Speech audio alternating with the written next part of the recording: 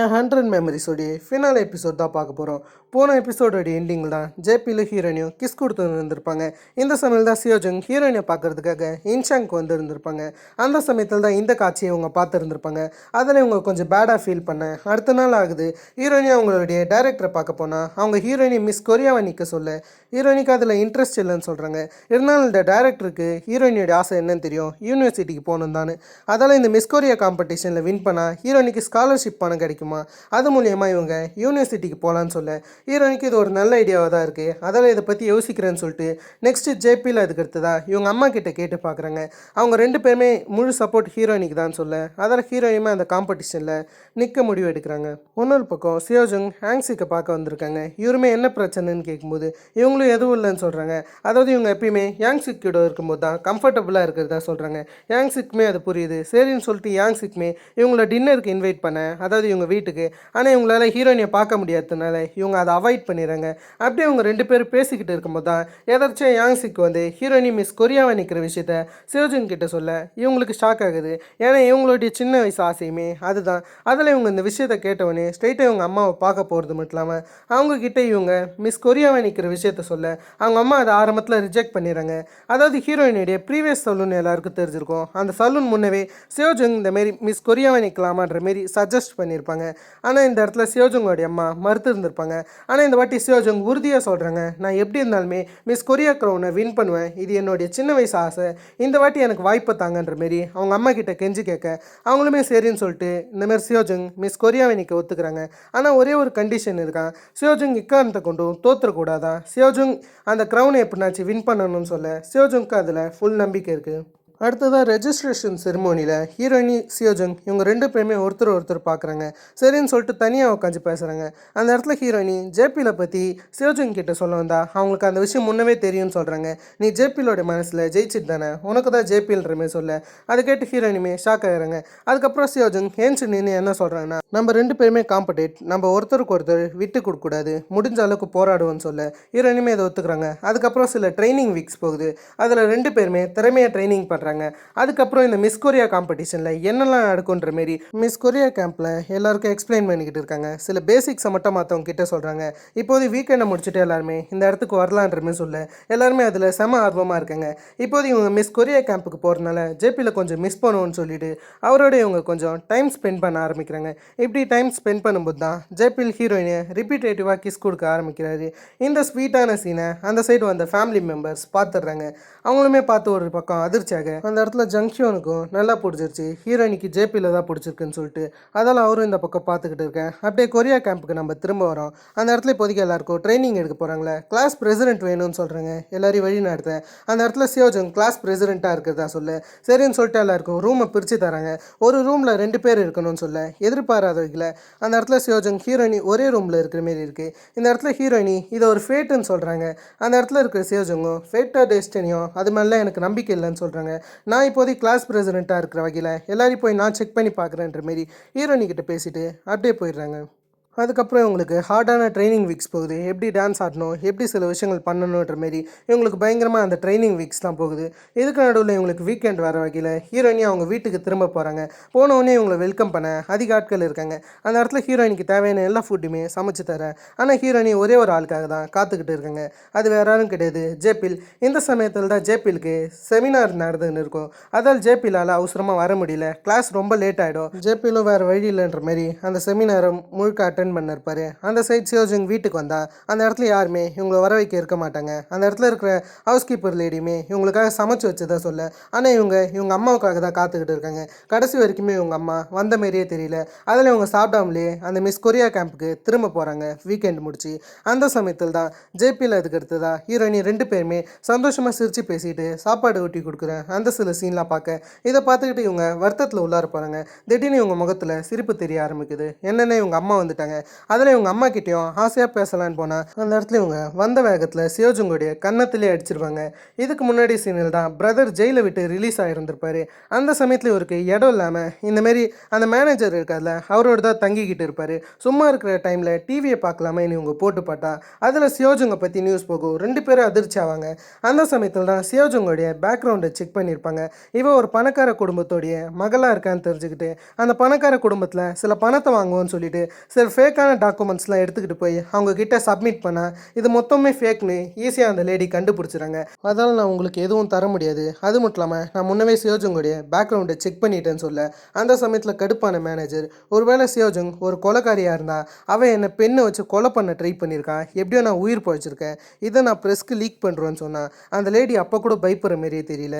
நீ எது வேணாலும் பண்ணிக்கோ, எல்லாத்தையும் நான் சமாளிச்சிருவேன்னு சொல்ல அப்படியே அந்த லேடி போயிடுறாங்க. அதில் கடுப்பான மேனேஜர் ஸ்ட்ரெயிட்டாக வீட்டுக்கு போகிறது மட்டும் இல்லாமல் அப்படியே இந்த விஷயத்த சொன்ன மாரியே ப்ரெஸ்க்கு லீக் பண்ணிடுறாரு. இந்த மாதிரி சியோஜுங் இவரை பெண்ணை வச்சு அட்டாக் பண்ணி கொலை பண்ண ட்ரை பண்ண விஷயத்த இவர் ப்ரெஸ்க்கு லீக் பண்ண. ஆனால் இந்த பக்கம் இருக்கக்கூடிய சியோஜுங்கோடைய அம்மா அவங்களுடைய பவரை வச்சு இந்த விஷயத்தை எப்படியோ வெளியே வராமல் தடுத்துட்டாங்க. அதால் இவங்க வந்த வேகத்தில் சியோஜுங் அடிக்கிறது மட்டும் இல்லாமல் இந்தமாரி உன்னுடைய பிரதரும் அந்த மேனேஜரும் நீ கொலை பண்ணதா சொல்லி என்னையே மிரட்டுறாங்க. அவங்களுக்கு எவ்வளோ திமிர் இருக்கணும். அதால் நீ எக்காரணத்தை கொண்டும் அந்த கொரியன் க்ரௌனை மட்டும் மிஸ் பண்ணுறாத. அந்த க்ரௌனை நீ ஜெயிச்சு தரணும். உனக்கு என்ன நடந்தாலும் எனக்கு தெரியாது. நீ எப்படி இருந்தாலும் முதல் பொசிஷன் தான் வரணும்னு சியோஜுங்க்கு ஒரு மிகப்பெரிய ப்ரெஷர் தராங்க. சியோஜுங் அவங்க மாணவரியை திட்டிட்டு அந்த இடத்த விட்டு கிளம்ப சியோஜுங்கும் வருத்தத்தில் இருக்காங்க. அந்த சமயத்தில் இந்த ஒரு ஷாட்டை யாங்ரே பார்த்துருவாங்க. இவங்களுக்கு கொஞ்சம் கஷ்டமாக இருக்குது. அதில் சியோஜுங் கிட்ட எதுக்கு உன்னுடைய அம்மா அப்படி ஒன்று ட்ரீட் பண்ணுறாங்க, எதுக்கு அவங்க ஒன்று அடித்தாங்க, உனக்கு எதனாச்சும் பிரச்சனையான்னு கேட்கும்போது அந்த இடத்துல இது வரைக்குமே ஹீரோயின் மேலே வச்சுருந்த மொத்த கோவத்தையுமே சியோஜுங் இறக்கிறாங்க. இது மொத்தத்துக்குமே காரணம் ஹீரோயின்னு சொல்கிறாங்க. நான் எல்லாத்தையும் உனக்காக தான் பண்ணேன். நான் இது வரைக்கும் என் வாழ்க்கையில் சந்தோஷமாக இருந்ததில்லை. நான் எப்பயுமே தனியாக தான் என்னுடைய லைஃப்பை ஸ்பெண்ட் பண்ணியிருக்கேன். அந்த சமயத்தில் எனக்கு ஃப்ரெண்ட்ஸ் கிடைச்சாங்க. என்னுடைய வாழ்க்கையில் சந்தோஷமான மூமெண்ட் தான் அந்த பஸ் கண்டக்டராக இருந்த மூமெண்ட் தான். ஆனால் அதை விட்டு நான் ஓடி போயிட்டேன். எதுக்குன்னு தெரியுமா? உனக்காக எனக்கு பிடிச்சவனையும் நான் விட்டு கொடுத்தேன். எனக்கு ஜேபியில் பிரேக்கப் பண்ண சுத்தமாக விருப்பம் கிடையாது. அது எவ்வளோ கஷ்டமாக இருந்துச்சு தெரியுமா?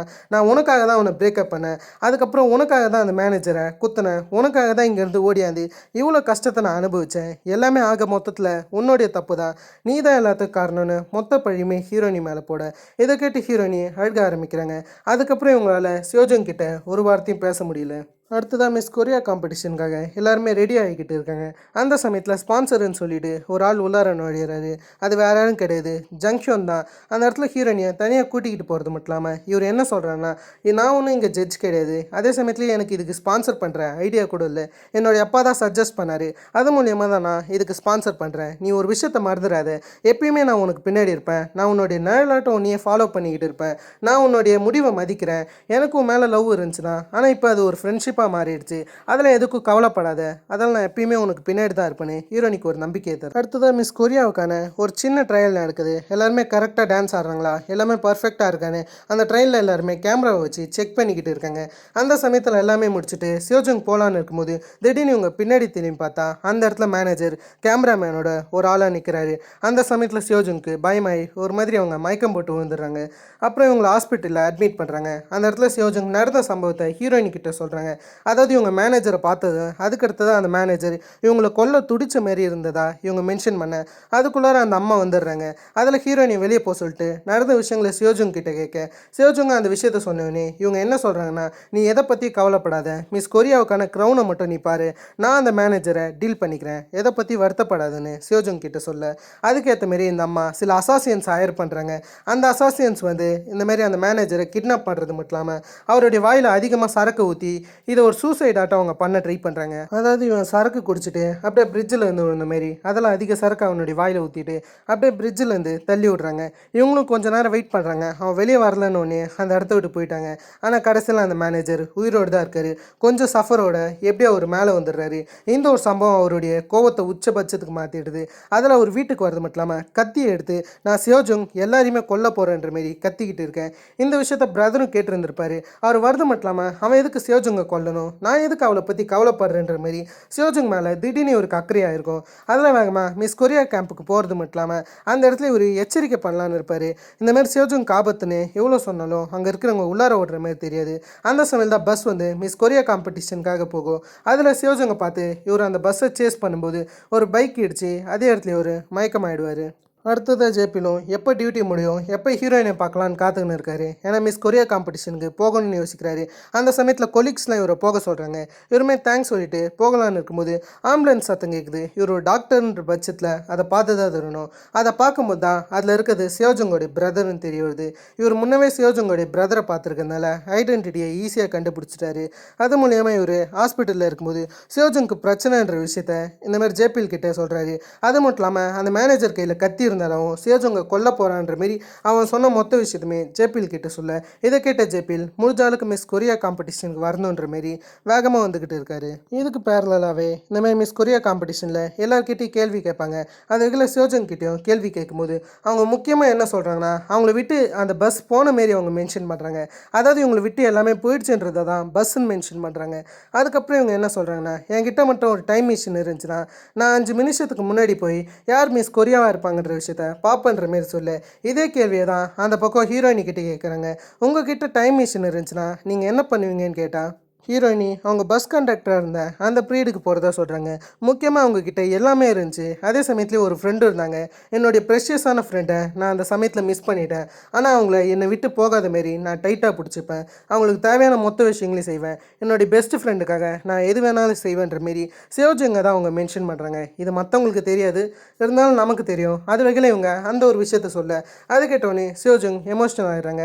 அதுக்கப்புறம் சியோஜங் அவங்கள விட்டு பஸ் போனதாக மென்ஷன் பண்ணியிருப்பாங்களே, அந்த இடத்துல ஹீரோயின் என்ன சொல்கிறாங்கன்னா, உங்களை விட்டு பஸ் போயிடுச்சுன்னா அதை பற்றி கவலைப்படாதீங்க, அதே இடத்துல காத்துருங்க, கண்டிப்பாக உங்களை விட்டு போன பஸ் திரும்ப அதே இடத்துக்கே வரும்ன்ற மாரி ஒரு அமேசிங்கான டைலாக் சொல்லி இருந்திருப்பாங்க. அதுக்கப்புறம் இந்த மிஸ் கொரியா காம்படிஷனில் வின் பண்ணுறது யாருன்னா சியோஜங் தான். இதில் ஹீரோயினி ரொம்ப சந்தோஷமாக இருக்குங்க. சியோஜங்கும் இந்த க்ரௌன் கிடச்சதுக்கு எல்லாருக்குமே ரொம்ப தேங்க்ஸ் பண்ணிக்கிட்டு இருக்காங்க. ஆனால் இதெல்லாம் தூரத்துலேருந்து அந்த மேனேஜருமே பார்த்துக்கிட்டு இருப்பார். ஏன்னா அந்த மேனேஜர் உள்ளார ஒரு செக்யூரிட்டி கார்டாட்டம் வந்துக்கிட்டு இருப்பார். உன்ன மாதிரியான ஒரு பொண்ணுக்கு எப்படி இந்த க்ரௌன் கிடைக்கலான்னு சொல்லிட்டு அந்த மனுஷன் வந்த கோவத்துக்கு வேகமாக கத்தி எடுத்தாந்து இறக்கிடுவார். ஆனால் ஹீரோயினி குறுக்க வந்ததுனால அவங்க மேலே அந்த கத்தி பாஞ்சிரும். அதே இடத்துல ஹீரோயினியால் எதுவும் பேச முடியல. அவங்க அப்படியே மயக்கம் போட்டு கீழே விழ, இதில் அதிர்ச்சியாக சியோஜங் இருக்க அந்த சமயத்தில் மேனேஜர் திரும்ப அட்டாக் பண்ணலான்னு சொல்லிட்டு அவருடைய கையை வாங்குறாரு. அந்த சமயத்தில் ஜங்ஹியோன் வரது மட்டும் இல்லாமல் அவருடைய கையை பிடிச்சி அவர்கிட்ட சண்டை போட, இந்த ஒரு மூமெண்ட்டில் எல்லாருமே ஸ்டன் ஆகிட்டாங்க. அதை பார்த்த ஜேபிஎல்மே அதிர்ச்சியில் உறைஞ்சிட்டாரு. இந்த சம்பவங்கள் இப்படி ரொம்ப சோகமாக போய்கிட்டு இருக்கு. கடைசியாக அந்த மேனேஜரையும் ஜெயிலில் போட்டுறாங்க. அதுக்கப்புறம் ஹீரோயினி லக்கிலி சாகாமல் அவங்க கோமாவுக்கு போயிடுறாங்க. ரொம்ப வருஷம் கோமாவில் இருக்காங்க. அவங்க அம்மாவும் ரொம்ப வருத்தத்தில் இருக்காங்க. எப்போ ஹீரோயினி வச்சுருப்பாங்கன்னு எல்லாரும் ஆர்வத்தில் இருக்கு. இதுக்கு எதிர்மாறாவே சியோஜுங்க்கு மிஸ் கொரியான்ற பட்டம் கிடச்சிருந்தாலும் அதை அவங்க ஒழுங்காக உபயோகிக்கல. அவங்க வாழ்க்கையை குடிச்சு அழிச்சிட்டாங்க. அது மட்டும் இல்லாமல் இது மொத்தமே இவங்க தப்பு தான். ஹீரோயினிக்கு இந்த மாதிரி நடந்ததுக்கு காரணம் இவங்க தான் சொல்லிட்டு யாங்சிக் கிட்ட சொல்ல, யாங்சிக் அவங்கள ஹக் பண்ணி அவங்களுக்கு ஆறுதல் பண்ணுறாரு. இது யாரோடைய தப்பும் கிடையாதுன்னு அவங்களுக்கு சரியான வழிமுறையை இவர் சொல்லி கொடுக்குறாரு. இதெல்லாம் முடிஞ்சதுக்கப்புறம் அப்படியே சியோஜங்கும் அவங்க வீட்டுக்கு வரும்போது அவங்க அம்மா பேசுகிற விஷயத்தை கேட்டுட்டாங்க. அதாவது மேனேஜரை கொலை பண்ணி இவங்க ஆளை ஹையர் பண்ணியிருப்பாங்களே, இந்த விஷயம் எப்படியோ போலீஸ்க்கு தெரிஞ்சிருச்சு. அதை எப்படினாச்சும் இவங்க மூடி மாறிக்கணும்னு ஃபோனில் பேச, இந்த இடத்துல சியோஜனுக்கு எல்லாம் உண்மையும் தெரிஞ்சிருச்சு. உண்மையாலுமே ஹீரோயினிக்கு அப்படி நடக்க காரணம் இவங்க அம்மான்னு சொல்லிட்டு தான். இவங்க அம்மா இந்தமாரி அந்த மேனேஜர் கொள்ள ஆட்கள் அனுப்பலாம், அந்த மேனேஜர் இப்படி எதுவும் பண்ணியிருந்திருக்க மாட்டார். அதில் இவங்க அம்மா மேலே மொத்த தப்பி சொல்லிட்டு, இதுக்கு மேலே இருந்து நான் உங்களுடைய பொண்ணாக நடிக்க விரும்பலை, இதுக்கப்புறம் உங்களுக்கும் எனக்கும் எந்த உறவுமே கிடையாதுன்னு சொல்லிட்டு அவங்க அந்த இடத்த விட்டு போக, இந்த ஒரு மூமெண்ட் சுத்தமாக இந்த அம்மாவால் ஏற்றுக்க முடியல. நீ இல்லைன்னா என்னால் வாழ முடியாது, ப்ளீஸ் என்னை விட்டு போகாதுன்ற மாரி அவங்க எவ்வளோ தடுத்து பார்க்குறாங்க. ஆனால் சியோஜங் எடுத்த முடிவு எடுத்தது தானே, அவங்க கிளம்பிடுறாங்க. அதுக்கப்புறம் போலீஸ் வந்து இந்த அம்மாவையே அரெஸ்ட் பண்ணி கூட்டிக்கிட்டு போயிடுறாங்க. இந்த அம்மாவுக்கு ஏற்ற தண்டனை கிடச்சிருச்சா? நெக்ஸ்ட் அதான் சியோஜங் ஸ்ட்ரெயிட்டாக எங்கே போவாங்கன்னு எதிர்பார்த்தீங்கன்னா ஹீரோயினுடைய அந்த வீட்டுக்கு தான் போயிருக்காங்க. இவங்களுக்கு போகவும் வேறு இடம் கிடையாது. அந்த இடத்துல எப்படியோ மன்னிச்சு சியோஜுங்க ஹீரோயினுடைய அம்மா ஏற்றுக்கிறாங்க. ஹீரோயினிக்கிட்ட நீ மன்னிப்பு கேட்க வாச்சு இதே இடத்துல இருக்கணும்னு அடுத்ததான் ஜேபிஎல் ஹீரோயினி பக்கத்தில் உட்காந்து அவங்களுக்கு எப்பயுமே பிடிச்ச அந்த பாட்டை போடுறாரு. எப்போல்லாம் ஹீரோயினும் ஜேபிஎலும் இந்தமாரி பாஸ்ட்டில் சந்திக்கிறாங்களோ அப்போல்லாம் இந்த ஒரு சாங் கேட்கும். ஜேபிஎலுக்கும் இந்த சாங் ரொம்ப பிடிக்கும். அதெல்லாம் அந்த சாங்கை ஹீரோயினிக்கிட்ட போட அந்த பாட்டோடைய மகிமையும் என்னமோ தெரியல. அந்த இடத்துல ஹீரோயினி திரும்ப கண் திறக்கிற மாரி காமிக்கிறாங்க. எப்படியோ ஹீரோயினி கண்ணை திறந்து எழுஞ்சிட்டாங்க. அந்த பாட்டு தான் இவங்களுக்கு வழி காமிச்ச மாரி சொல்லியிருக்காங்க.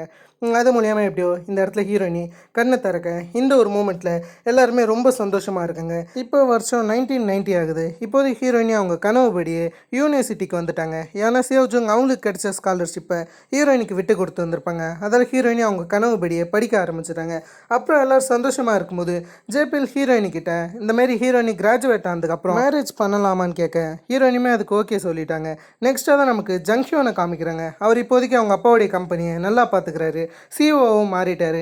அந்த சமயத்தில் இவர் என்ன சொல்கிறேன்னா, எல்லா ஃபேரி டெல்லையும் ஒரே மாதிரியான கதைகள் தான் இருக்குது, ஒரே மாதிரியான முடிவை தான் தராங்க, எப்பயுமே ஹாப்பி எண்டிங் தான் இருக்கும், தி எண்டுன்னு சொல்லிட்டு அவர் ஒரு பக்கம் கிளம்ப இப்போ சியாங் பண்ணை காமிக்கிறாங்க. அவங்களுக்கும் இந்த மாரி சங்சியோலுக்கு மேரேஜ் ஆகிருக்கும். அதில் அந்த மேரேஜ் ஃபங்க்ஷனில் எல்லோரும் சந்தோஷமாக ஃபோட்டோ எடுத்துக்கிறாங்க. சியாங் பண்ணும் சங்சியோலும் ஹனிமூன் கொண்டாட போயிடுறாங்க. இந்த சைடு ஹீரோயினி ஜேபில் சியோஜுங் இவங்க 3 பேருமே பீச்சுக்கு வந்து என்ஜாய் பண்ண ஆரம்பிக்கிறாங்க. அந்த சமயத்தில் இவங்களுடைய கதை இதோட முடிகிற மாரி காமிக்கிறாங்க. எப்பயுமே இவங்க வாழ்க்கை சந்தோஷமாக இருக்குன்ற மாதிரி தான் ஹீரோயினி மென்ஷன் பண்ணுறாங்க. பல துயரங்களை தாண்டி இவங்க வந்திருக்காங்க. இதுக்கப்புறம் இவங்க வாழ்க்கை சந்தோஷமாக போகுன்ற மாரி டோட்டலாகவே இந்த சீரீஸை கம்ப்ளீட் பண்ணுறாங்க. கண்டிப்பாக உங்களுக்கு இந்த சீரீஸ் பிடிச்சிருக்குன்னு நினைக்கிறேன். இதே மாதிரி நான் உங்களை வேறு ஒரு தன்னால் ஆசமான வீடியோவில் சந்திக்கிறவருக்கும் ஆஃப் அண்ட் கைஸ்.